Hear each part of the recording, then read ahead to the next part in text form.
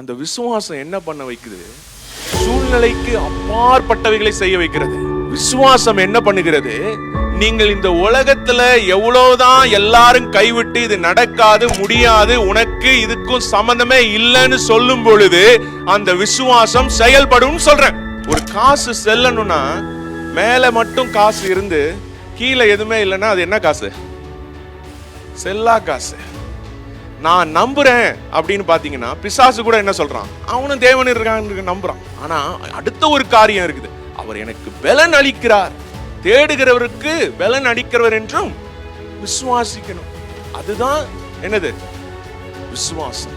இந்த விசுவாசம் நம்மளுடைய வாழ்க்கையில செயல்பட வேண்டும் என்றால் நமக்கு தெரிய வேண்டிய காரியம், தேவனை விசுவாசிக்கிறதுனால அவர் பலன் தருகிறார் என்று பண்றோம். நீங்க ஒரு செடியை வச்சீங்கன்னா இந்த ரூட் கரெக்டா போட்டீங்கன்னா ஃப்ரூட் வருமா வராதா? இந்த ஃப்ரூட் இஸ் ஹோலி, அந்த பரிசுத்தம். நீங்க பரிசுத்தமா இருக்கும்போது இன்னொருத்த சாட்சி சொல்லுவான், இவன் வந்து ஒரு கிறிஸ்துவ குடும்பம். இவங்க கிட்ட போய் ஜெபம் பண்ணீங்கன்னா என்ன ஆகும்? சரியா? மற்றவங்களுக்கு சாட்சி உள்ள வாழ்க்கை. என்ன கூட இவ்வளவு ஒரு தேவன் நேசிக்கிறாரே. Changes the holiness, changes your attitude towards God. Not, it doesn't changes the attitude of God. அவருடைய ஆட்டிடியூட மாத்துறது கிடையாது. 1 யோவான் 2ஆம் அதிகாரம் 2ஆம் வசனம் சொல்லுது, அவர் நம்மளுடைய பாவங்களை மாத்திரம் கிடையாதான், உலகத்தில் இருக்கிற பாவங்கள் எல்லா பாவிகளும் நம்மளுடைய பாவங்களை மாத்திரமல்ல சர்வலோகத்தின் பாவங்களையும் நிவர்த்தி செய்கிற வழியா இருக்கிற. அவர் கிறிஸ்டியன்ஸோட இது மாத்திரம் கிடையாது, எல்லாருக்கும் இது பண்ணிட்டார். அதனால எல்லாமே பரலோகம் போயிடுவானா? போக மாட்டான். ஏன்னா என்ன பண்ணு? விசுவாசிக்கிறவன் தேவன் இருக்கிறார் என்றும் அவர் எனக்கு பலன் அளிக்கிறார் என்றும் விசுவாசிக்க வேண்டும். அந்த விசுவாசம் என்ன பண்ண வைக்குது? சூழ்நிலைக்கு அப்பாற்பட்டவைகளை செய்ய வைக்கிறது. ஹல்லேலூயா. எல்லாம் ஆயத்தமா இருக்கிறீங்களா? ஸோ செய்திக்கு போறதுக்கு முன்னாடி ஒரு சின்ன கேள்வி பதில், ஓகேவா? ரொம்ப ஈஸியா இந்த கேமை நீங்க விளையாடலாம். விளையாட மறுக்கிறவர்கள் இங்கே அழைக்கப்படுவார்கள், சிறப்பு விருந்தினராக கலந்து கொள்வார்கள், ஓகேவா? ஸோ ஒரு சின்ன கேள்வி தான் நான் கேட்க போறேன். நீங்க பின்னாடி இருந்தாலும் சரி, முன்னாடி இருந்தாலும் சரி, அந்த கேள்விக்கு நீங்க வாயை திறக்க தேவையில்ல, கையை தூக்குனா போதும். எல்லாரும் கை கொண்டு வந்திருக்கீங்களா? கை காட்டுங்க பார்ப்போம். எலெக்ஷன் டைமா இருக்கனால நீங்க நான் அரசியல் பேசுறேன்னு நினைச்சுக்காதீங்க. ஹல்லேலூயா. தேவன் நம்மை நேசிக்கிறார். எத்தனை பேர் ஆமேன் சொல்ல முடியும்? கைகளை தூக்கி. ஆமேன். உங்களை நேசிக்கலையா? கார்த்தி, உங்களை பின்னாடி நேசிக்கிறார் எல்லாருமே. ஓகே. தேவன் அன்பாக இருக்கிறார். எத்தனை பேர் ஆமேன்? ஹல்லேலூயா, ஹல்லேலூயா. தேவனுக்கு நான் பிரியமுள்ள வாழ்க்கை வாழணும்னு வாஞ்சிக்கிறேன். எத்தனை பேர் நீங்க ஆசைப்படுறீங்க? கரங்களை காணுமே. வாஞ்சிக்கலையா? வாஞ்சிக்கிறீங்களா? பென்சிலை வச்சு காட்டுறீங்களா ஐயா? உங்களுடைய வாஞ்சை கடுகளவு விசுவாசனால அது ஓகே, நான் மன்னிச்சு விட்டுறேன் உங்களை. எத்தனை பேர் தேவனுக்காய் பிரியமுள்ள வாழ்க்கை வாழ்ந்து கொண்டு இருக்கிறீர்கள்? அவங்க மாத்திரம் கரங்க தூக்குங்க. நான் தேவனுக்காய் பிரியமுள்ள வாழ்க்கை நான் வாழ்ந்து கொண்டிருக்கிறேன். எல்லாவற்றிலும் நான் பார்க்கும் பொழுது சில கரங்கள் உயர்த்தப்பட முடியவில்லை. நிறைய காரியங்களுக்கு நம்ம உயர்த்தினோம். ஆனால் சில இந்த கேள்விக்கு இது பண்றோம், கொஞ்சம் தயக்கத்தோடு இருக்கிறோம். 100% அதுக்கு முன்னாடி இருந்த கேள்விக்கெல்லாம் இருந்துச்சு. அதுக்கப்புறம் என்ன ஆயிடுச்சு? இந்த கடைசி கேள்வியில் ஓவரால் பார்த்தீங்கன்னா சபை ஃபெயில் ஆயிடுச்சு. ஒரு 50% பிஇலாம் 50% வைப்பாங்க பாஸ் ஆனோன்னு. அந்த 50% என்ன ஆயிடுச்சு? எல்லாரும் யோசிக்கிறோம். நம்மளுடைய செயல்பாடுகள், பெர்ஃபார்மன்ஸ். நான் தினமும் வேதம் வாசித்தேன், இன்னும் ஒரு 2 நாளாக வாசிக்க முடியல. நான் தினமும் இந்த காரியங்களை செய்தேன், கர்த்தருக்காய் செய்ய முடியல அப்படின்னு சொல்லி உங்களுடைய தனித்துவமான உங்களுடைய பெர்ஃபார்மன்ஸ் அது உங்க கண்ணு முன்னாடி வந்திருக்கலாம். ஆனால் வேதம் சொல்கிறது, நாம் சில காரியங்களை குறித்து நம்ம பார்க்க போறோம். அதுல என்ன சொல்லுது அப்படின்னு. வேதம் அருமையான ஒரு நபரை பத்தி சொல்லுகிறது. எபிரேய புஸ்தகம் 11ஆம் அதிகாரத்தில் நம்ம வாசித்தோம்னா அது இந்த விசுவாசத்தின் அதிகாரமா இருக்கிறது. எபிரேயர் புஸ்தகம் 11ஆம் அதிகாரம் 1 நம்ம வாசிப்போம். விசுவாசமானது நம்பப்படுகிறவைகளின் உறுதியும் காணப்படாதவைகளின் நிச்சயமாயிருக்கிறது. அதனாலே முன்னோர்கள் நற்சாட்சி பெற்றார்கள்.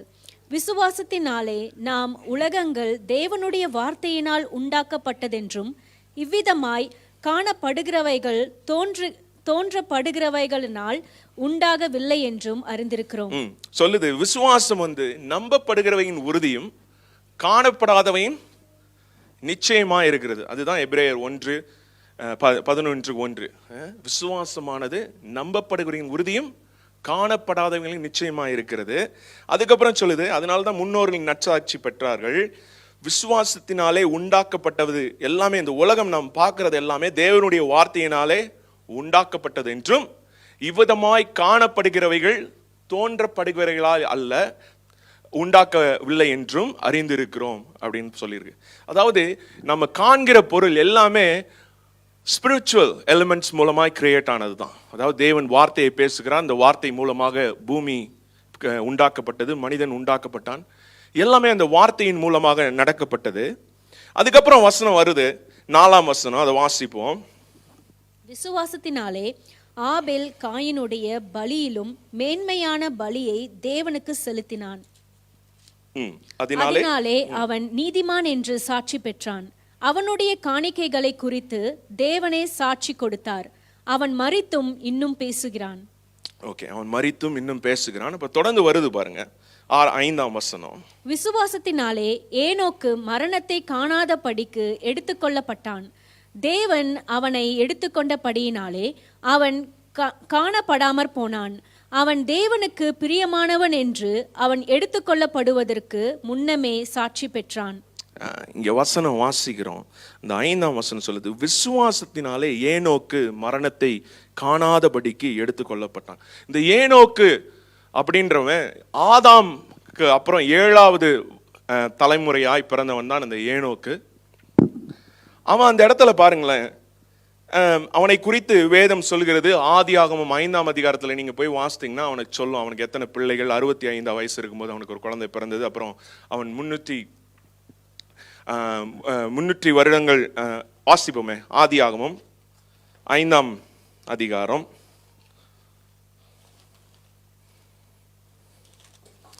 21ஆம் வசனம் வாசிங்க. ஏனோக்கு 65 வயதான போது மெத்துசலாவை பெற்றான். அதுக்கு அடுத்த வசனம், ஏனோக்கு மெத்துசலாவை பெற்ற பின் 300 வருஷம் தேவனோடே சஞ்சரித்து கொண்டிருந்து குமாரரையும் குமாரத்திகளையும் பெற்றான். 300 வருடங்கள் தேவனோடு சஞ்சரித்து குமாரத்திகளை பெற்றான். ஏனோக்குடைய நாள், அடுத்த வசனம் வாசிங்க. ஏனோக்குடைய நாளெல்லாம் 365 வருஷம். 365 வசனம். அடுத்த வசனத்தையும் வாசிங்க. ஏனோக்கு தேவனோடே சஞ்சரித்து கொண்டிருக்கையில் காணப்படாமற் போனான். தேவன் அவனை எடுத்துக்கொண்டார். தேவன் அவனை எடுத்துக்கொண்டார். இங்க நம்ம திரும்ப எபிரேயர் புஸ்தகத்துக்கு வர போறோம். அவன் 300 வருடங்களாய் தேவனோடு சஞ்சரித்த ஒரு வாழ்க்கை வாழ்ந்து கொண்டிருந்தான். அது எப்படிப்பட்ட வாழ்க்கையா இருந்ததுன்னு பார்க்கும் பொழுது வசனம் சொல்லுகிறது, விசுவாசத்தினாலே ஏனோக் மரணத்தை காணாதபடிக்கு எடுத்துக்கொள்ளப்பட்டான். தேவன் அவனை எடுத்துக்கொண்டபடியினாலே அவன் காணாமற் போனான். அவன் தேவனுக்கு பிரியமானவன் என்று அவன் எடுத்துக்கொள்ளப்படுவதற்கு முன்னமே சாட்சி பெற்றான்.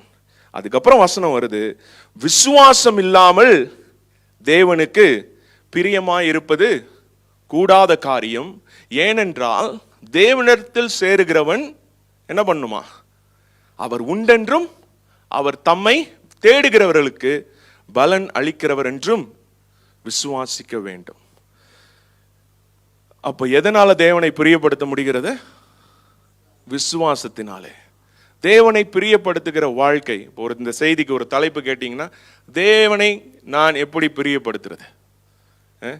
இப்போ ஒரு மனைவியை ஒரு கணவன் பிரியப்படுத்தணும், இல்லை ஒரு அப்பா அவருடைய பிள்ளைகளை பிரியப்படுத்தணும்னா ஒவ்வொரு காரியங்கள் இருக்கிறது. சிலவங்களுக்கு நீங்கள் பூ வாங்கிட்டு போகணும், சிலவங்களுக்கு நீங்கள் புடவை வாங்கிட்டு போகணும், சிலவங்களுக்கு நீங்கள் ஒரு விதமான காரியங்களை செய்ய வேணும். ஆனால் நம் தேவனை பிரியப்படுத்தினா எதனால் பிரியப்படுத்தணுமா? விசுவாசத்தினாலே மாத்திரமே பிரியப்படுத்த முடியும். இப்போ அநேக நேரத்தில் நம்ம பார்க்குறோம் பாருங்களேன், இந்த விசுவாசம், அதாவது ரெண்டு இருக்குது இந்த விசுவாசத்தில். ஒரு காயின் மாதிரி ஹெட் அண்ட் டெயில் இருக்குது. இந்த 6வது வசனத்தில் பார்த்தீங்கன்னா 2 காரியம் காட்டுறாங்க. முதல் காரியம் அவர் உண்டென்றும் விசுவாசிக்க வேண்டும். அடுத்தது இன்னொரு காரியம் என்ன பண்றாங்க, அவர் தம்மை தேடுகிறவர்களுக்கு பலன் அளிக்கிறார் என்றும். அதுதான் பாருங்க விசுவாசம்.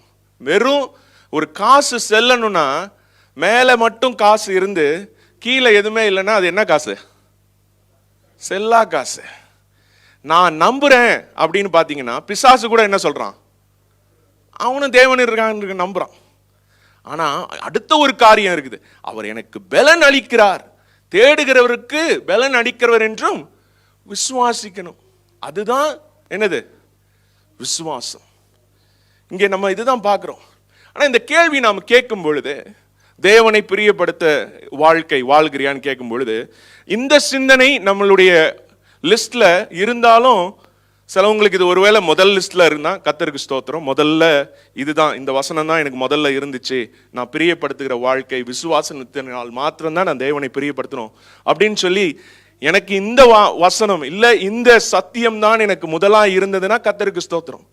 ஒருவேளை உங்களுடைய சுய முயற்சி இல்லை, நான் ரெகுலரா சர்ச்சுக்கு போற ஆளு, நான் என்னுடைய சுய பரிசுத்தம், என்னுடைய சுய நீதி, இல்லை நான் ஒர்க்ல ப்ரேயர் மீட்டிங் நடத்துறேன், இல்லை டெய்லி டிவோஷன் நடத்துறேன், நான் தினமும் 10 பேருக்கு ஹெல்ப் பண்றேன், நான் 4 அதிகாரம் படிச்சிருக்கிறேன் அப்படின்ற ஏதாவது ஒரு காரியம் உங்களுடைய லிஸ்ட்ல இருந்துச்சுன்னா என்ன முடியாது, அது தேவனை பிரியப்படுத்த முடியாது. ஒரே ஒரு காரியம், அது என்னது?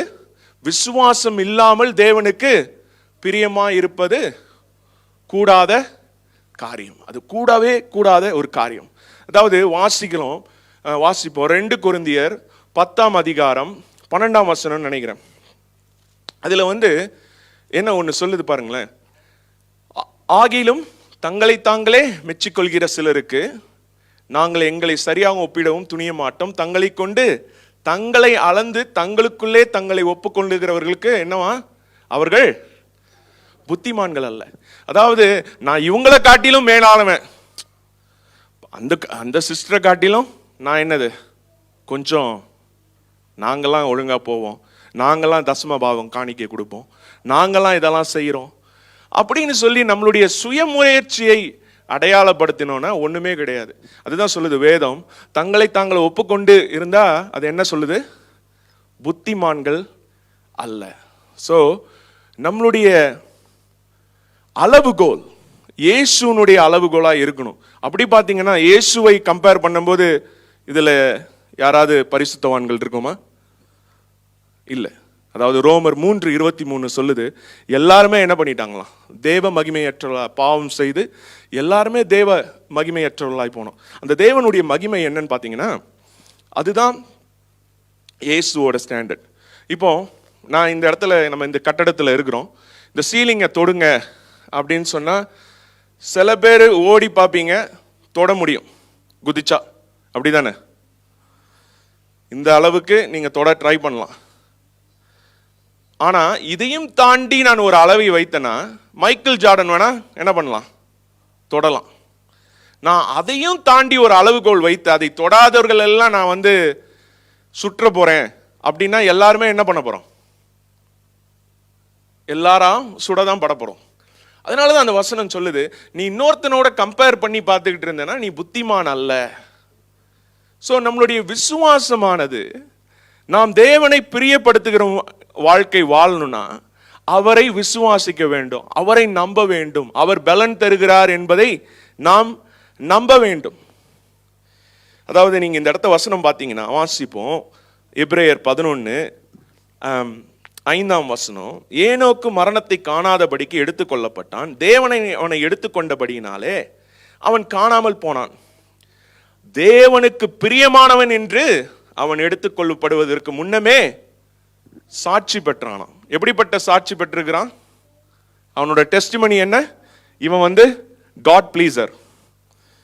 இப்போ இருந்துச்சுன்னா ட்வீட் பண்ணிருப்பாங்க, #God pleaser. நீங்கள் போய் ஃபேஸ்புக்கில் போடுங்களேன், ஒரு ஸ்டேட்டஸ் சும்மா தான் போட்டு பாருங்கள் என்ன நடக்குதுன்னு. I am a God pleaser. அவன் வந்து ஒரு டிஷர்ட், அந்த காலத்தில் டிஷர்ட் இருந்துச்சுன்னா தெரில, பட் ஒரு டிஷர்ட் இருந்துச்சுன்னா அவன் அடிச்சுட்டு போயிருப்பான்னு நினைக்கிறேன். I am a God pleaser, நான் வரான், அதான் வரான் பாடுறா தேவனை பிரிவுபடுத்துகிற மனுஷன், காட் ப்ளீசர். அதுதான் அவனுடைய சாட்சியாக இருந்துச்சு. இந்த சாத்தான் சில நேரத்தில் வந்து நம்மளுடைய காரியங்களை என்ன பண்ணுவான், சில நேரத்தில் என்ன பண்ணுவான்னா, நாம் தேவனுடைய அந்த அவருடைய அன்புக்குள்ளே போகாதபடிக்கு நம்மளை குற்றப்படுத்த வருவான். அவன் அக்யூசர். அதுதான் வெளிப்படுத்தல் சுவிசேஷம் 12ஆம் அதிகாரத்தில் நம்ம வாசிக்கிறோம்.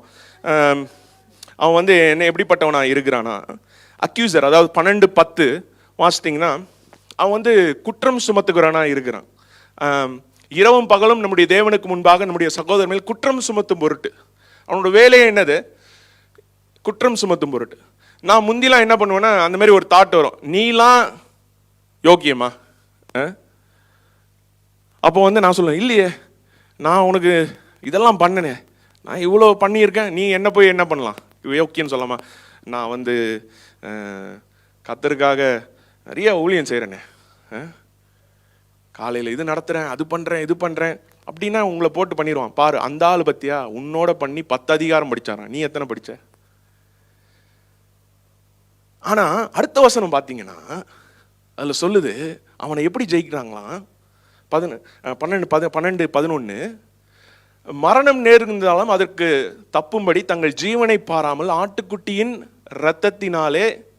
இரத்தத்தினாலும் தங்கள் சாட்சியின் வசனத்தினாலும் அவனை ஜெயித்தார்கள். ஆட்டுக்குட்டியானவரின் இரத்தம், சாட்சியின் வசனம். வசனம் வந்து வேதத்தை சொல்லலாம், ஆனால் இந்த இடத்துல நான் சொல்லுகிற காரியம் சாட்சியின் வசனம். அந்த சாட்சி பெற்றவனா யார் இருந்தான்னு பார்த்தோம், ஏனோக்கு. அது எப்படிப்பட்ட சாட்சி? நான் தேவனுக்கு பிரியமானவன், தேவனுக்கு பிரியமானவன். தேவன் என் மேல் பிரியம் வைத்திருக்கிறாருன்னு எல்லாருமே ஒத்துக்கிறோம்.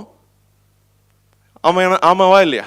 அதுல ஒரு பிரச்சனை இல்லை. ஆனால் நான் தேவனுக்கு பிரியமானன்றதுல தான் ஒரு பெரிய ஒரு கேள்விக்குறி. எதனால கேள்விக்குறி வருகிறது என்றால், நாம் நம்மளுடைய காரியத்தை நாம் என்ன பண்ணா, இதெல்லாம் செஞ்சிருக்கிறேன் அப்படின்னு நம்மளுடைய சுயத்தை உயர்த்தும் பொழுது அது ஒரு கேள்வியாய் மாறுகிறது, அது ஒரு தடுமாற்றமாய் மாறுகிறது, அது ஒரு இடரலாய் அமைகிறது. ஆனா நம்ம பார்க்கிறோம், நம்ம ஏனோக்கு #காட் ப்ளீசர் அவர் என்ன பண்றாரு, ஊர் ஃபுல்லா சாட்சி சொல்லிட்டு இருக்கான். இதுதான் அவனோட நியூஸே, I am a God pleaser. God pleaser Ranjith ஸ்தோத்திரம் அப்படின்னு அவங்க வந்தாருனே, ஏனோக் வாங்க ஸ்தோத்திரம், காட் ப்ளீசர் வந்திருக்கிறாரு, இவர் தான் எங்க காட் ப்ளீசர். அப்படிலாம் நம்ம ஆளுங்கிட்ட யார்கிட்ட நீங்க காட் ப்ளீசர் அப்படின்னு சொன்னோம், இன்ட்ரோடியூஸ் பண்ணோன்னு வச்சுக்கோங்க, நான்லாம் ஒன்றும் இல்லைங்க, நான் சும்மா ஏதோ எப்படி ஏதோ இது.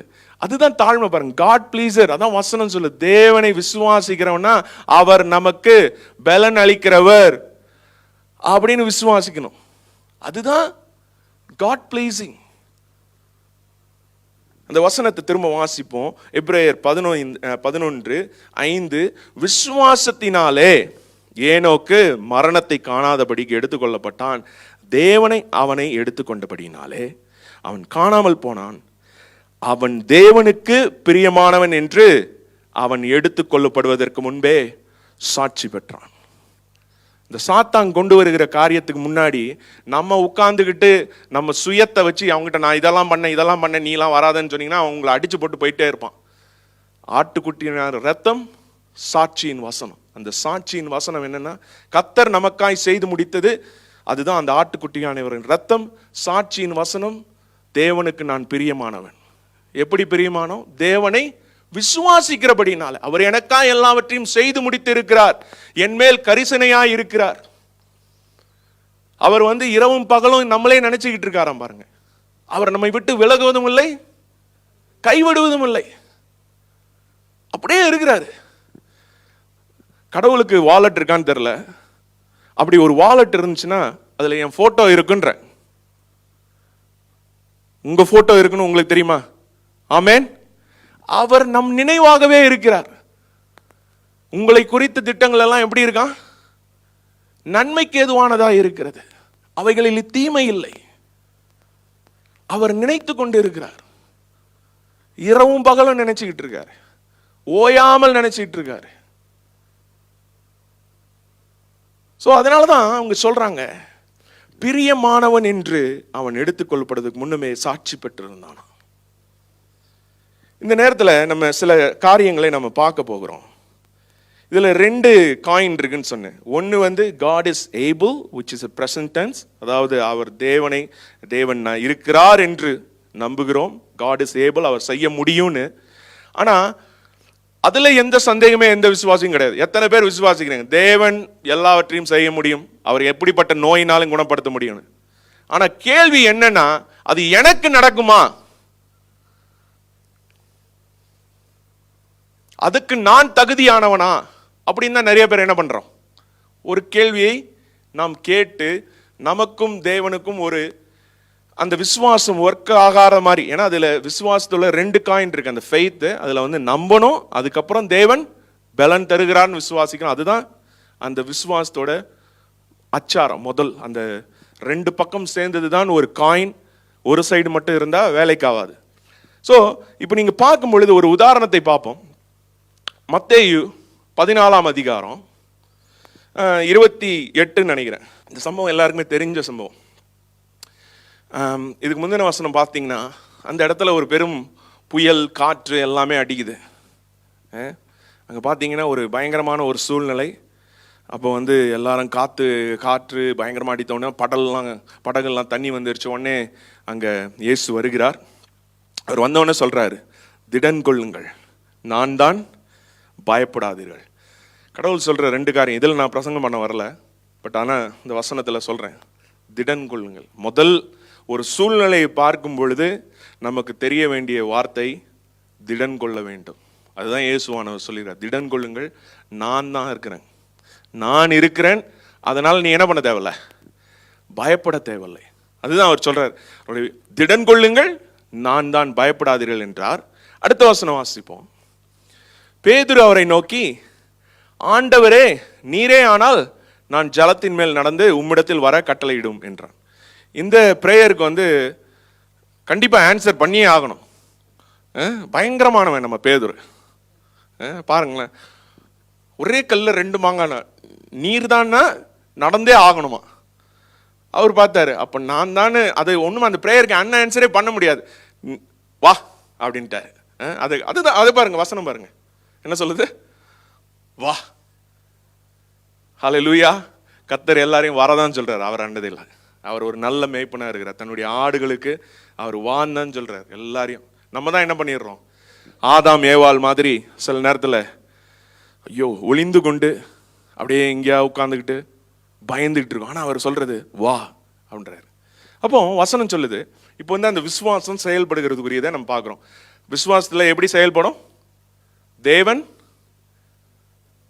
அவரை இருக்கிறாருன்னு நம்பணும், விசுவாசிக்க வேண்டும். He is able, அவர் செய்ய தகுந்தவர் அப்படின்னு விசுவாசிக்க வேண்டும். அதுக்கு அடுத்தது என்னது, பலன் தருகிறாருன்னு. நம்மால ஆரம்பிச்சாச்சு அந்த விசுவாசத்துல. பேதுரு என்ன பண்றான், படவை விட்டு இறங்கி, அங்க இருக்குது பயங்கரமான சூழ்நிலை, அந்த இடத்திலே மோசமா சூழ்நிலை இருந்துட்டு தான் இருக்குது. இந்த சம்பவம் நடக்கும் பொழுது, இவன் நடக்கும் பொழுது எதுவும் மாறல, அங்க சூழ்நிலை பயங்கரமா இருக்கிறது.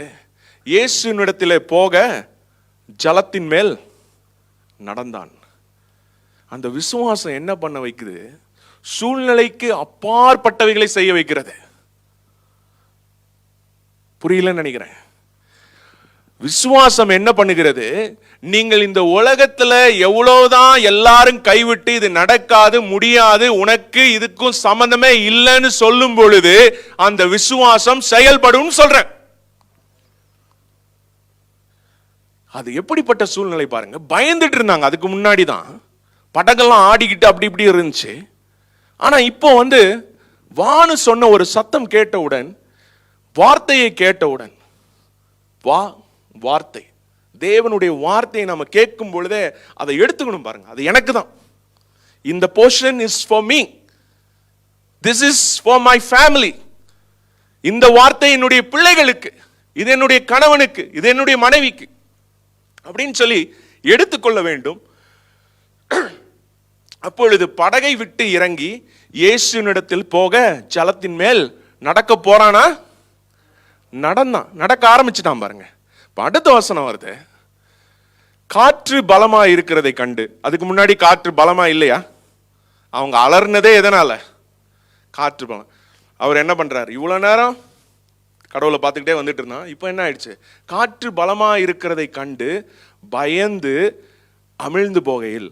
இது எந்த லாவை பிரேக் பண்ணிச்சு? நான் விசுவாசத்துல 2 காரியம் இருந்துன்னு சொன்னேன்.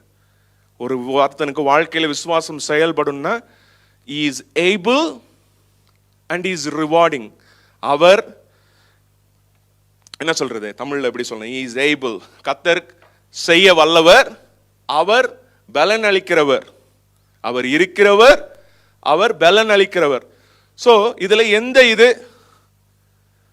அங்க ஃபெயில் ஆச்சுன்னு பாருங்க. ஃபர்ஸ்டா செகண்டா?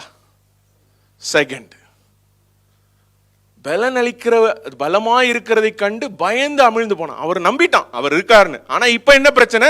அவர் எனக்கு செய்வாரா அப்படின்ற ஒரு கேள்வி அவனுடைய வாழ்க்கையில ஏற்பட்டவுடன் என்ன ஆனா?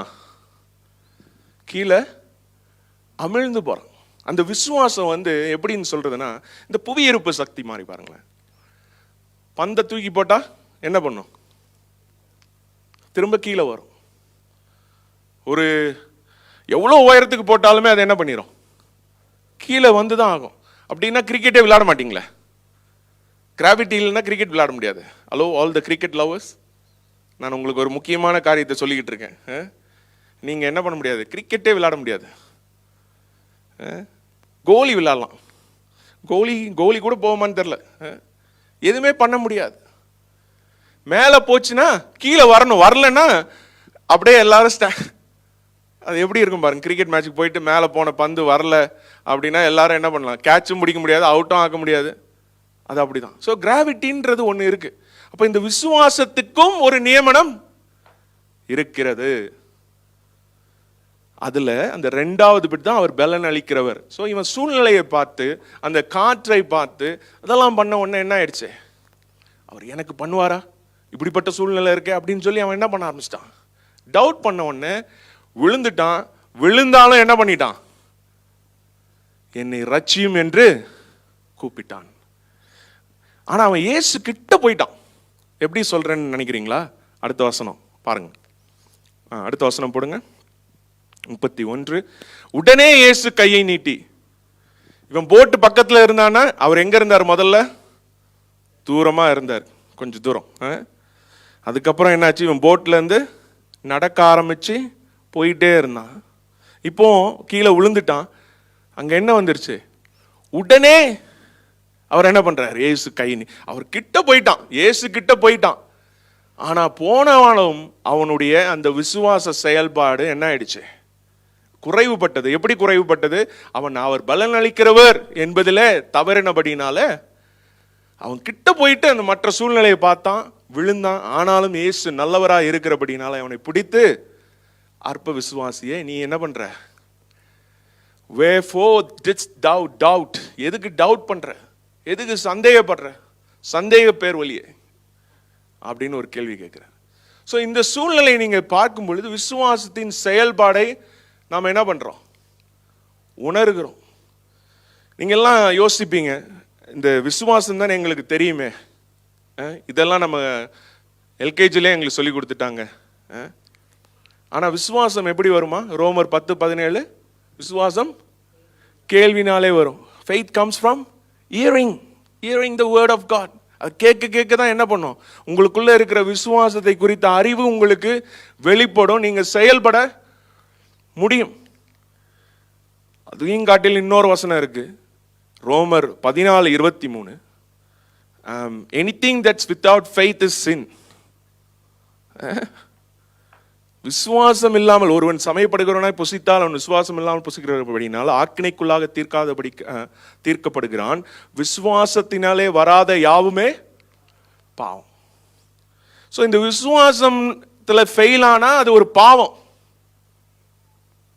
நீ போய் ஒருத்தனுக்குரிய பொருளை திருடுறியோ அது ஒரு பாவமோ, அதே மாதிரி இந்த விசுவாசத்துல தேவன் எனக்கு பலன் அளிக்கிறவர் இல்லை அந்த சந்தேகமா இருந்தாலும் சரி, தேவன் மேலேயே சந்தேகம் இருந்தாலும் சரி, அது ஒரு பாவம். சோ நம்ம திரும்பவும் எபிரேயர் 11க்கு போவோம், 5ஆம் வசனத்தை வாசிப்போம். விசுவாசத்தினாலே ஏனோக்கு மரணத்தை காணாதபடிக்கு எடுத்துக்கொள்ளப்பட்டான். தேவன் அவனை எடுத்துக்கொண்டபடியினாலே அவன் காணாமற் போனான். அவன் தேவனுக்கு பிரியமானவன் என்று அவன் எடுத்துக்கொள்ளப்படுவதற்கு முன்னமே சாட்சி பெற்றான். தேவனுக்கு பிரியமானவன் என்று அவன் எடுத்துக்கொள்ளப்படுவதற்கு முன்னமே சாட்சி பெற்றான். விசுவாசம் இல்லாமல் தேவனுக்கு பிரியமாயிருப்பது கூடாத காரியம். ஏனென்றால் தேவனிடத்தில் சேருகிறவன் அவர் உண்டென்றும் அவர் தம்மை தேடுகிறவர்களுக்கு பலன் அளிக்கிறவர் என்றும் விசுவாசிக்க வேண்டும். கொலேசியர் 2:6, நீங்கள் கர்த்தராகிய கிறிஸ்து இயேசுவை ஏற்றுக்கொண்டபடியே அவர்களுக்குள் வேர்கொண்டவர்களாகவும் அவர் மேல் கட்டப்பட்டவர்களாகவும் அவருக்குள் நடந்து கொண்டு. So walk in him. So ஆங்கிலத்தில் சொல்லு, therefore received Jesus Christ the Lord, so walk in him. எப்படி நாம் இயேசுவை ஏற்றுக்கொண்டோமோ அதே போல என்ன பண்ணுங்க, நீங்க நடங்கன்னு சொல்லுது. அதாவது இயேசுவை எப்படி நம்ம ஏற்றுக்கொண்டோம்? நீங்க பரிசுத்தவான்களா இருக்கும் பொழுதா? எப்போ? அதில் ஒரு கிரைட்டீரியாவே நீங்க பாவியா இருக்கணும்னு அக்செப்ட் பண்ண, நான் ஒரு பாவி அப்படின்னு. அதுதான் ரோமர் 5ஆம் அதிகாரத்தில் வாசிக்கும். ஆகையால் நீங்கள் பாவிகளா இருக்கும் பொழுதே கிறிஸ்து உங்களுக்காக என்ன பண்ணாராம்? மரித்தார். ஸோ நீங்க எப்படி கிறிஸ்துவை ஏற்றுக்கொண்டோமோ அதே போல you have to walk in it. So ஒவ்வொரு காரியமும் ஜெபிக்கும் பொழுதும் அதே மாதிரி தான். எப்படி நம்ம கிறிஸ்துவை ஏற்றுக்கொண்டோம்? விசுவாசத்தினாலே கிருபையை கொண்டு நாம் என்ன பண்ணோம்? அவர் ரட்சிப்பை ஏற்றுக்கொண்டோம். அதாவது இதுல 2 இருக்கு, ஃபெய்த் பிளஸ் கிரேஸ். அவர் என்ன கொடுக்கிறாரு? கிருபை, கிரேஸை கொடுக்கிறாரு. நாம என்ன பண்றோம்? விசுவாசிக்கிறோம். அவர் கொடுத்த கிருபையை விசுவாசிக்கிறோம். அவர் எனக்காய் மரித்தார், எனக்காய் மீண்டும் உயிரோடு எழுந்தார், எனக்காய் எல்லாவற்றையும் செய்து முடித்துட்டார் அப்படின்னு நம்ம விசுவாசிக்கிறோம். அவருடைய கிருபை என்னது? தகுதியே இல்லாத நம்மளை என்ன பண்றாரு? தகுதிப்படுத்துறாரு. அது எப்படிப்பட்ட தகுதி? அது எப்படிப்பட்ட தகுதி? 2 கொரிந்தியர் 5ஆம் அதிகாரம் 21ஆம் வசனம் சொல்லுது, நாம் பாவமே அறியாத அவர் என்ன பண்ணாராம்? நமக்காக பாவமானார், நீதியை நாம் நீதியாகும்படி, அவருக்குள் தேவனுடைய நீதியாகும்படி பாவமே அறியாத அவரை நமக்காக பாவமாக்கினார். அது எப்படின்னா, அவர் மேல வந்தது நமக்கு வந்துச்சு, நமக்கு வர வேண்டியது அவருக்கு வந்துச்சு. இதுல இன்னும் நான் தெளிவா சொல்லணும்னா, இப்போ தேவன் சிலுவையை பார்த்தாருன்னா நீங்க அந்த பாவத்துக்கான தண்டனை ஏற்றுக்கொண்டதை அவர் பார்க்கிறார். இப்போ சிலுவையை பார்க்கும் பொழுது உங்களை பார்க்கிறார், அந்த பாவத்துக்குரிய தண்டனை. ஆனா உங்களை பார்க்கும் பொழுது, சிலுவையை பார்க்கும் பொழுது உங்களுக்கான தண்டனை ஏற்றுக்கொண்டதை அவர் பார்க்கிறார். ஆனா உங்களை பார்க்கும்போது அவர் இயேசுவை பார்க்கிறார். புரியுதா? அவர் சிலுவையை பார்க்கும் பொழுது நீங்கள் அந்த இடத்துல தண்டிக்கப்பட்டதாக அவர் பார்க்கிறார். ஆனா உங்களை பார்க்கும் பொழுது அவர் இயேசுவை பார்க்கிறார். அங்க ஒரு சப்ஸ்டிடியூஷன், ஒரு எக்ஸ்சேஞ்ச் நடந்திருக்கு. நீங்க இருக்க வேண்டிய இடத்துல அவர் இருக்கிறார், அவர் இருக்க வேண்டிய இடத்துல நாம இருக்கிறோம். அதை தான் நம்ம விசுவாசிக்கிறோம், அதை தான் நம்ம நம்புறோம். அதனாலதான் ரட்சிப்பு நமக்கு கிடைக்கிறது. எப்படி நாம் அதை ஏற்றுக்கொண்டோமோ அதே போலதான் மற்ற காரியங்களையும் நாம் செயல்பட வேண்டும். அதாவது ஒரு ஜெபத்தை பண்ணும் பொழுது, இப்போ நீங்க இப்படி வந்தீங்கன்னா, சிலவங்க கிட்ட பேசுனீங்கன்னா, நான் இது என்ன உங்களுக்கு பிரச்சனைனா, நாங்கள் எல்லாமே பண்ணி பார்த்துட்டோங்க. என்ன பண்ணீங்கன்னா, நாங்கள் உபவாசம் 3 மாதம் பண்ணோம், நாங்கள் அந்த பாஸ்டர்கிட்ட போனோம், இவ்வளோ ஜெபிச்சோம், இதுக்காக நிறைய காணிக்கையெல்லாம் கொடுத்தோம், இன்னும் எதுவும் வேலை செய்யலை. அவங்களே சொல்லிட்டாங்க எதனால அவங்களுடைய ஜெபம் வேலை செய்யலைன்னு.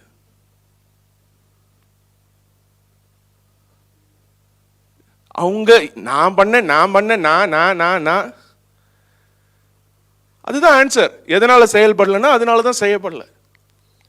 இப்ப நம்ம பிரியமுள்ள வாழ்க்கை, நான் ஒரு கேள்வி கேட்டேன்ல, அந்த இடத்துல நமக்கும் அதே இதுதான். சில நேரத்தில் பிரியமுள்ள வாழ்க்கை வரும்போது, ஓ நான் இன்னைக்கு இது பண்ணலையே, இன்னைக்குன்னு பார்த்து ஒரு தகராறு ஆயிடுச்சே, இன்னைக்குன்னு ஒரு பிரச்சனை பண்ணிட்டேனே அப்படின்னு வரும்பொழுதே நாம் என்ன பண்ணிடுறோம், நாம் அந்த இடத்துல நடந்த எக்ஸ்சேஞ்சை என்ன பண்றோம், மறுதலிக்கிறோம். கிறிஸ்து செய்து முடித்த காரியத்தை, அந்த புண்ணியத்தை என்ன பண்றோம், மறுதலிக்கிறோம். அதுதான் விசுவாசத்திற்கு, அது செயல்பட முடியாததுக்கு ஒரு பெரியது. பலன் அளிக்கிறவர் என்பதை நம்ப மறுக்கிறோம். தேவன் எனக்கு அற்புதம் செய்வார் நம்புறோம், ஆனா அதை அவர் செய்வார் நம்புறோம், ஆனா அது எனக்கு செய்வாரா அப்படின்றதுல வரும்பொழுது ஒரு பெரிய கேள்வியாக அது மாறுகிறது. அது விசுவாச செயல்பாட்டை குறைக்கிறது. அது எப்படி குறைத்தது அப்படின்றத நம்ம பார்க்க போறோம். சில காரியங்கள் இப்போ நம்ம பேதுருடைய வாழ்க்கையில பார்த்தோம் என்ன நடந்துச்சுன்னு. அதே மாதிரி இன்னொருத்தர் ஏனோக்க நம்ம பார்த்தோம், அவன் எப்படிப்பட்ட சாட்சி உள்ளவனா இருந்தான்னு. அதே போல எலியா, ஒன்று ராஜாக்களா எடுப்போம். 1 ராஜாக்கள் 18ஆம் அதிகாரத்தில், நீங்கள் 17ஆம் அதிகாரத்தில் நீங்கள் பார்த்தீங்கன்னா அந்த இடத்துல தான் அவனோட கேரக்டரே இன்ட்ரடியூஸ் ஆகுது. ஃபர்ஸ்ட் இன்ட்ரடியூஸ் ஆகுது 17:1 பார்த்தீங்கன்னா அங்கே போகிறான். அங்கே தான் எலியாவை குறித்த ஆரம்ப வசனம், ஆகாப்பை நோக்கி அப்படின்னு வருது. இதுதான் எலியாவோட இன்ட்ரோடக்ஷன். அங்க ஒரு ஆகாப்புன்ற ஒரு மகா கொடூரமான ஒரு அரசன் இருந்தான். அவனை போயிட்டு அவன் கிட்ட எவனுமே பழக முடியாது, அவன் கொன்னு போட்டுருவான். ஆனா அவன்கிட்ட இவனுடைய தேவனுடைய வார்த்தை வந்தவன அதை எடுத்துக்கொண்டு போகிறான், அதை அங்க பண்ணுறான். அங்க அவனுக்கு காகத்தினாலே போஷிக்கப்படுகிறான். அங்க போய் ஒரு விதவை பெண்ணுக்கு உதவி செய்கிறான். அங்க அவனுக்கு மரித்த மகனை உயிர்ப்பிக்கிறான். எல்லாவற்றையும் செய்கிறான். செய்துட்டு அப்படியே நம்ம பைபிளும் திரும்புது அடுத்த பக்கத்துக்கு. 17 முடிஞ்ச உடனே 18 வருது. 18ஆம் அதிகாரத்துல அவன் என்ன சொல்றான், 18ஆம் அதிகாரத்துல இன்னும் பெரிய வேலை பண்றான். அங்க என்ன பண்றாங்க, ஒரு முக்கியமான ஒரு வசனம் இருக்கு பாருங்க, 18:21.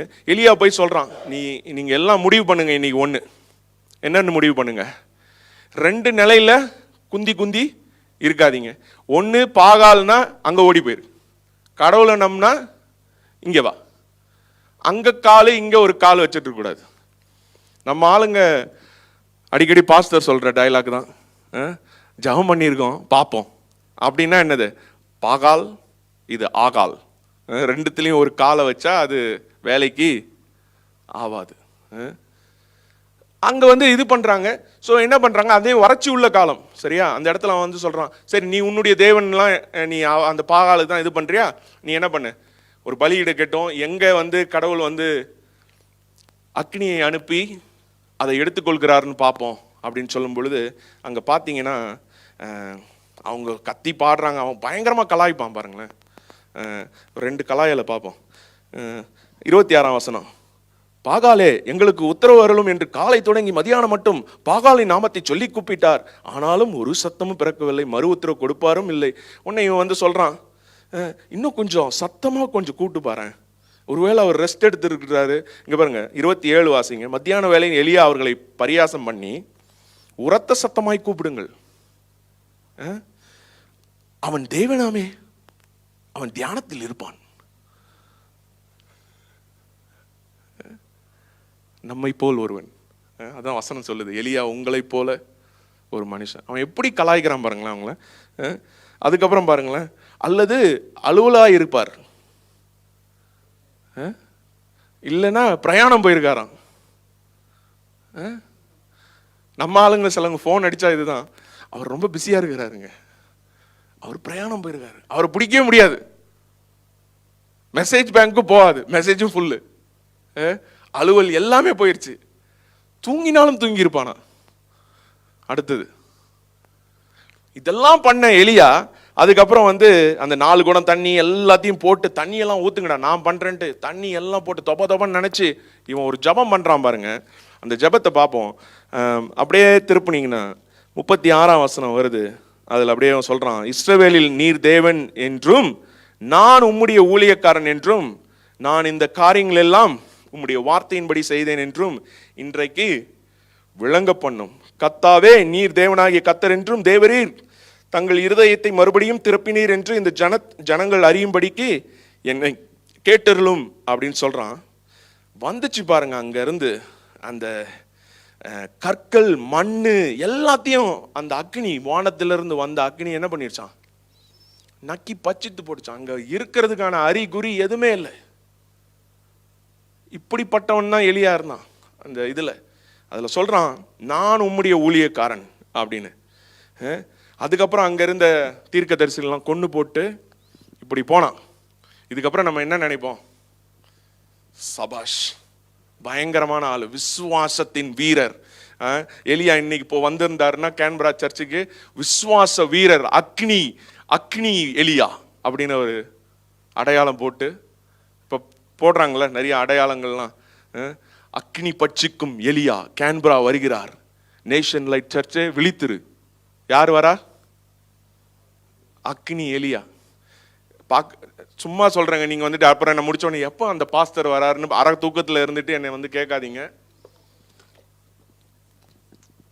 அப்படிதான் இருந்தான். நானும் அவன் அப்படிதான் அடுத்தது என்னவோ பண்ண போறான்ட்டு 19ஆம் அதிகாரத்தை நான் புரட்டி பார்த்தேன். அங்கதான் வந்துச்சு. அங்க ஒரு பெண் எசபெல், அவ வந்து 2ஆம் வசனத்துல சொல்றா, எசபெல் எலியாவின் இடத்துல என்ன பண்றாளாம் சொல்றா, நான் நாளைக்கு இந்நேரத்துல உன் பிராணனை வாங்க போறேன், எல்லாத்தையும் உனக்கு சரி கட்ட போறேன், உன் உயிரை எடுக்க போறேன்றா.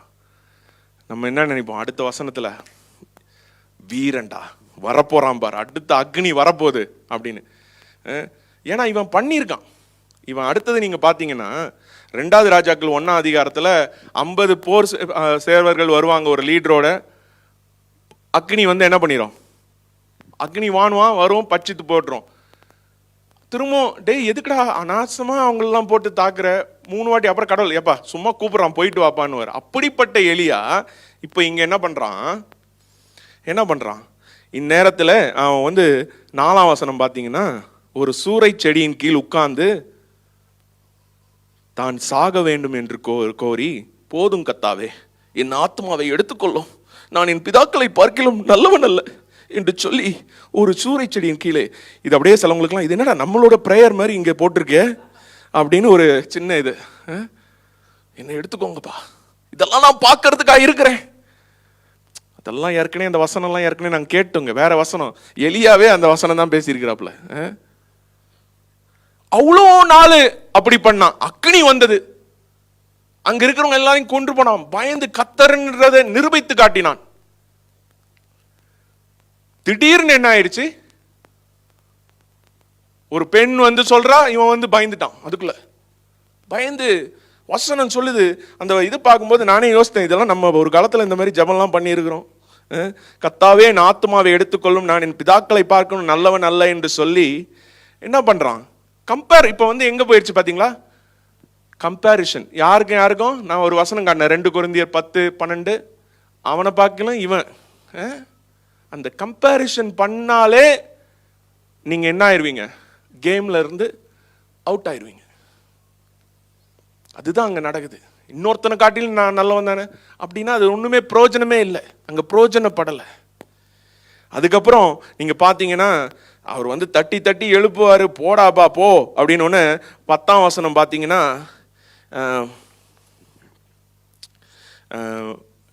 8ஆம் வசனம் வாசிங்க பாத்தீங்கன்னா, போஜனத்தில் 40 நாள் இரவும் பகலும் ஓரேப் என்னும் தேவனுடைய பர்வத்தின் மட்டும் நடந்து போனான்.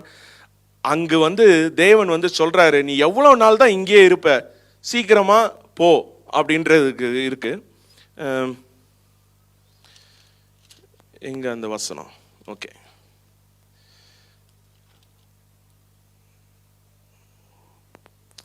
இப்போ திரும்ப நீங்க பாத்தீங்கன்னா 10ஆம் வசனம் பாத்தீங்கன்னா, நான் ஒருவன் மாத்திரமே மீதியா இருக்கிறேன், என் பிராணனையும் வாங்க தேடுகிறார்கள். திரும்பவும் புலம்புறான்.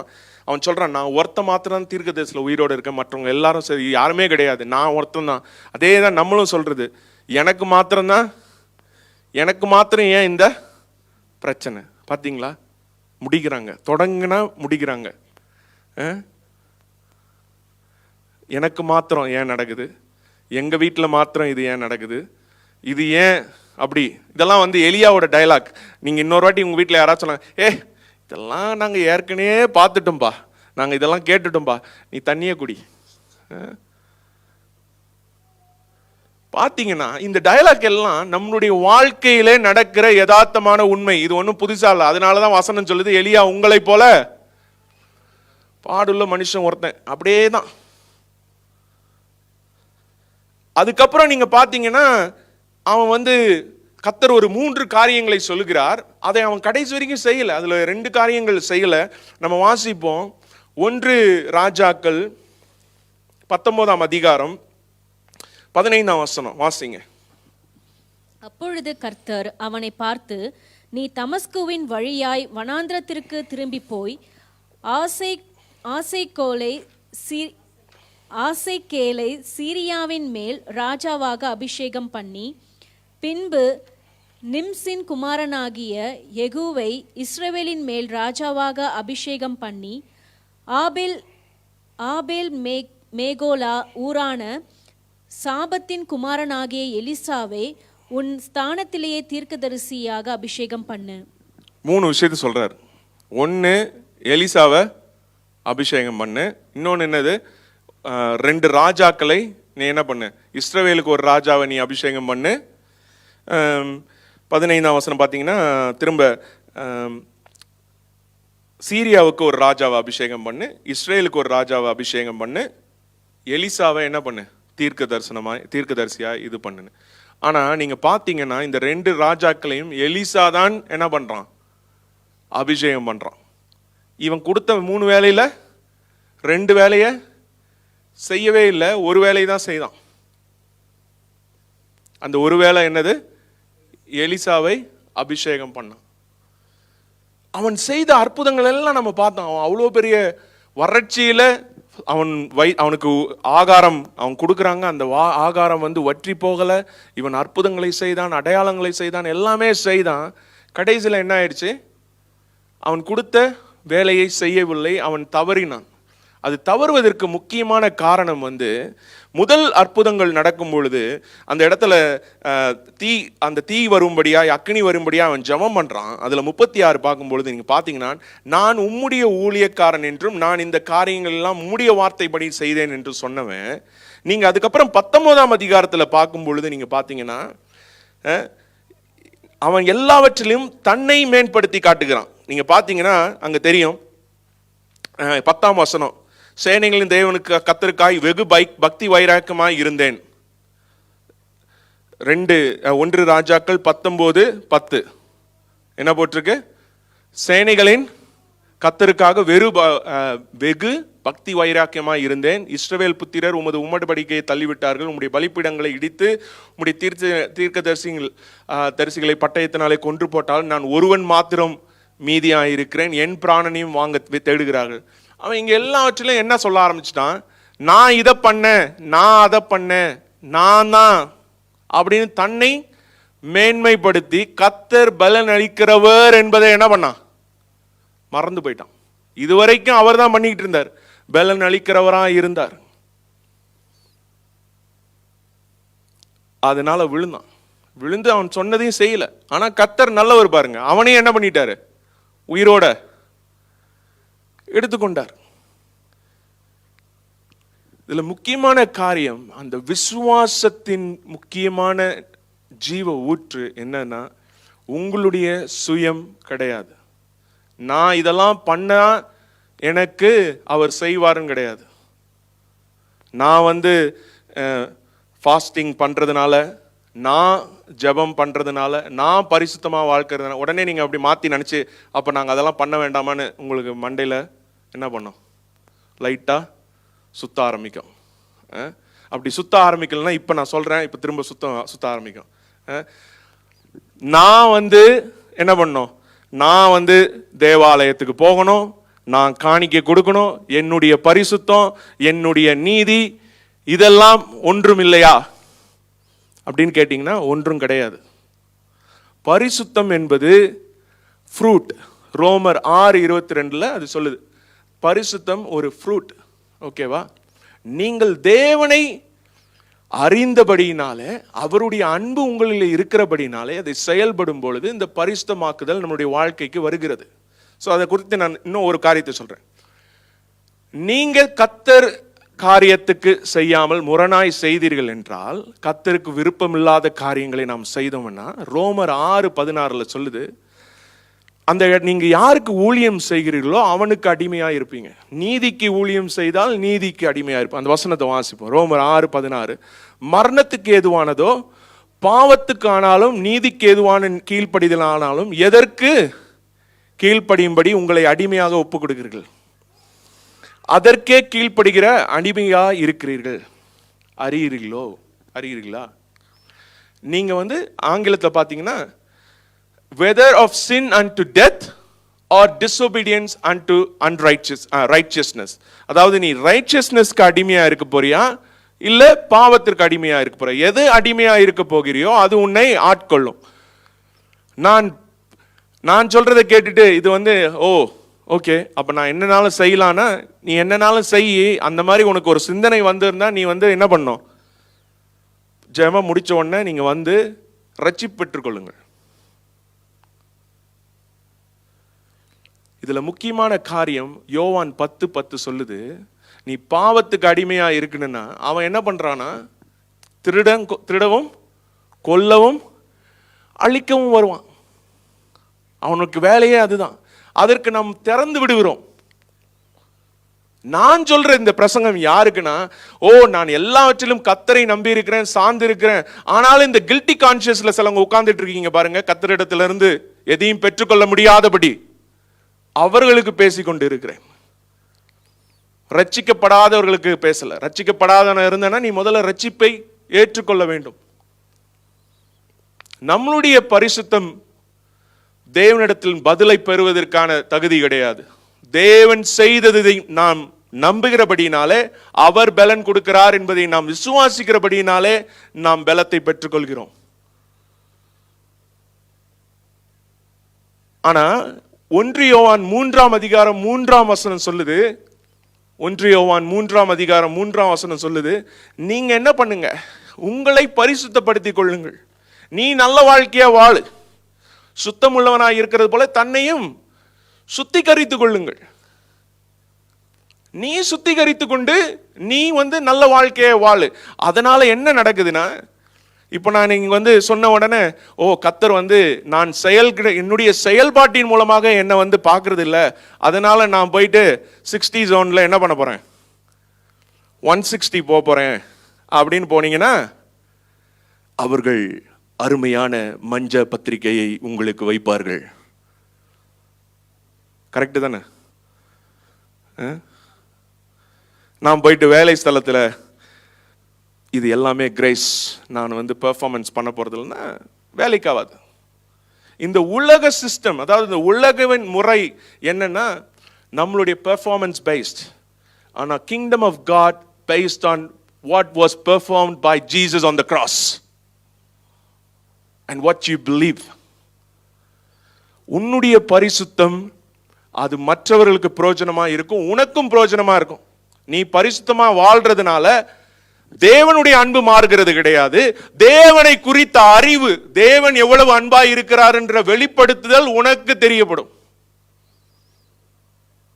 என்ன கூட இவ்வளவு ஒரு தேவன் நேசிக்கிறாரே, என்னை தகுதியற்ற என்னையும். It changes, the holiness changes your attitude towards God. It doesn't change the attitude of God. அவருடைய ஆட்டிடியூடை மாத்துறது கிடையாது. 1 யோவான் 2:2 சொல்லுது, அவர் நம்மளுடைய பாவங்களை மாத்திரம் கிடையாதான், உலகத்தில் இருக்கிற பாவங்கள் எல்லா பாவிகளும் நம்மளுடைய பாவங்களை மாத்திரமல்ல சர்வலோகத்தின் பாவங்களையும் நிவர்த்தி செய்கிற பலியாய் இருக்கிறார். அவர் கிறிஸ்டியன்ஸோட இது மாத்திரம் கிடையாது, எல்லாருக்கும் இது பண்ணிட்டாரு. அதனால எல்லாமே பரலோகம் போயிடுவானா? போக மாட்டான். ஏன்னா என்ன பண்ணும், விசுவாசிக்கிறவன் தேவன் இருக்கிறார் என்றும் அவர் எனக்கு பலன் அளிக்கிறார் என்றும் விசுவாசிக்க வேண்டும். சோ நம்மளுடைய பரிசுத்தம் தேவனிடத்திலிருந்து பெறுவதற்காக இல்ல.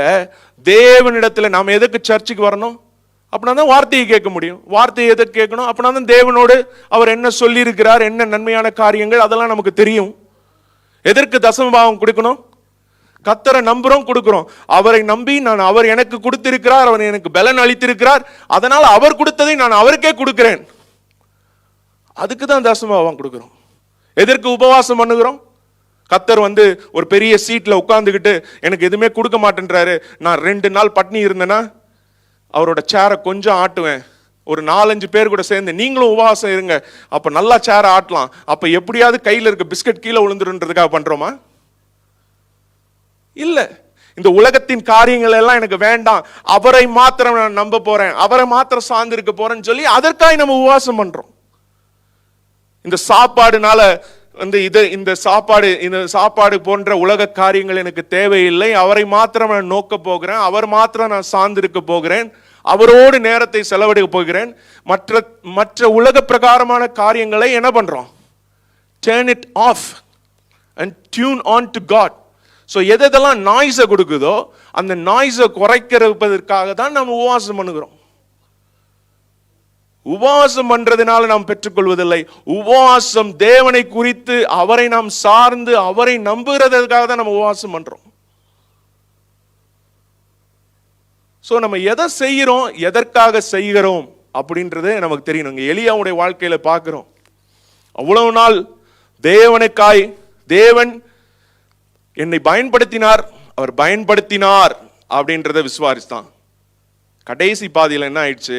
அங்க விழுவதுக்கு முன்னாடி தேவன் என்னை பயன்படுத்தினார். வித்தியாசம் தெரியுதா?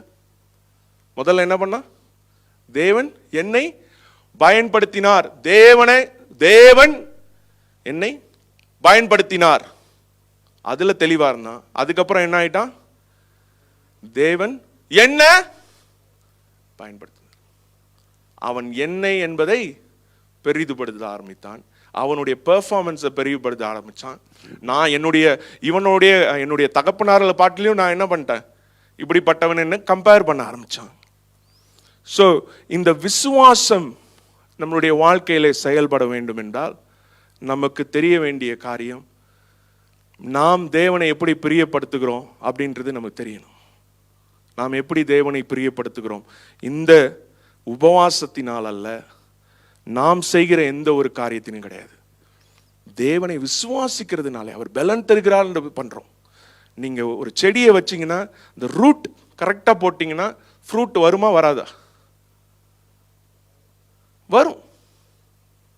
இந்த ஃப்ரூட் இஸ் ஹோலினஸ், அந்த பரிசுத்தம். நீங்க பரிசுத்தமா இருக்கும்போது இன்னொருத்தர் சாட்சி சொல்லுவான், இவன் ஒரு கிறிஸ்துவ குடும்பம். இவங்க கிட்ட போய் ஜெபம் பண்ணீங்கன்னா என்ன ஆகும்? சரியாகும். மற்றவங்களுக்கு சாட்சி உள்ள வாழ்க்கை, அதுதான் பரிசுத்தமாக. தேவனை குறித்த நாம தேவன் அன்பாகவே இருக்கிறார். அவருடைய அன்பில் எந்த மாற்றமும் கிடையாது. ஆனா தேவனை குறித்த அன்பை நீ புரிந்து கொள்ளணும்னா அவர் சொல்கிற காரியங்களை நீ தெரிந்து அதை வாசனத்தை தியானித்து அவர் சொன்ன காரியங்களை செயல்படும் பொழுது உனக்குரிய அறிவு பெருகிறது. தேவனை குறித்த அறிவு. அதுக்கு தான் நம்ம சர்ச்சுக்கு வரோம். ஒன்றாய் சேர்ந்து ஆராதித்து கர்த்தரை துதித்து பாடி அவரை தொழுது கொள்கிறோம். எல்லாமே நம்ம என்ன பண்ணிட்டோம்? மாறி மாறி போதிக்கப்பட்டுட்டோம். விசுவாசிக்கிறவன் எல்லாரும் என்ன பண்ணுமா? நம்பணுமா? நம்ம கண்களை